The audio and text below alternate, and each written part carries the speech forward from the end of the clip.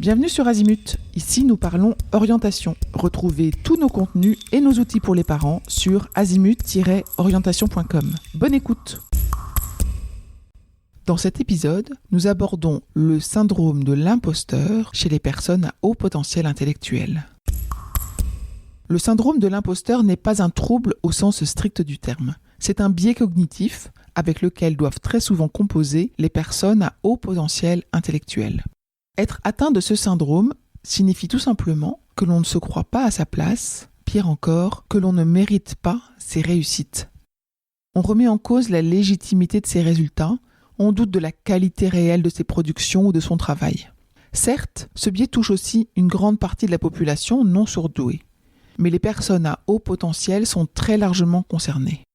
Leur mode de fonctionnement se caractérise par une pensée foisonnante, une hypersensibilité, une profonde aversion à l'injustice et un questionnement permanent. À cela s'ajoute souvent du perfectionnisme et un grand sens du détail. Ils ont également une capacité à travailler plus rapidement que la moyenne, une pensée puissante qui leur permet d'aborder des problèmes complexes avec aisance et un bon esprit de synthèse. L'élève HPI peut dès lors avoir une perception de la difficulté des tâches intellectuelles différente de celle des autres personnes. C'est ce qui le conduit au syndrome de l'imposteur. Il ne se sent pas légitime parce qu'il n'a pas eu de difficultés, et ça en raison de l'absence d'effort qu'il ressent. Il suppose que si c'est facile pour lui, c'est facile pour tout le monde.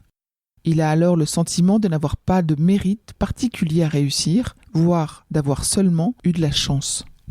Ce n'est bien entendu pas vrai. Toutes ces caractéristiques réunies conduisent très fréquemment les personnes à haut potentiel à douter de leur légitimité et de la valeur réelle de leur production. C'est facile à faire, tout le monde peut y arriver. Il est fréquent qu'au syndrome de l'imposteur s'ajoute le perfectionnisme, qui fait refuser aux élèves surdoués toute production ne cadrant pas avec leurs standards élevés.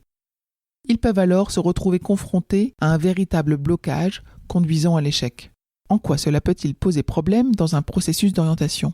Eh bien parce que cela conduit fréquemment les jeunes HPI à se dévaloriser et à ne pas s'engager dans les formations qui leur permettraient d'exprimer tout leur potentiel, faute de se sentir légitimes. Pour cette raison, il est important que ces jeunes soient identifiés et accompagnés avec bienveillance de manière à leur permettre de donner toutes les chances à leur potentiel de s'épanouir. Pour aller plus loin dans l'accompagnement de votre enfant, rendez-vous sur azimut-orientation.com.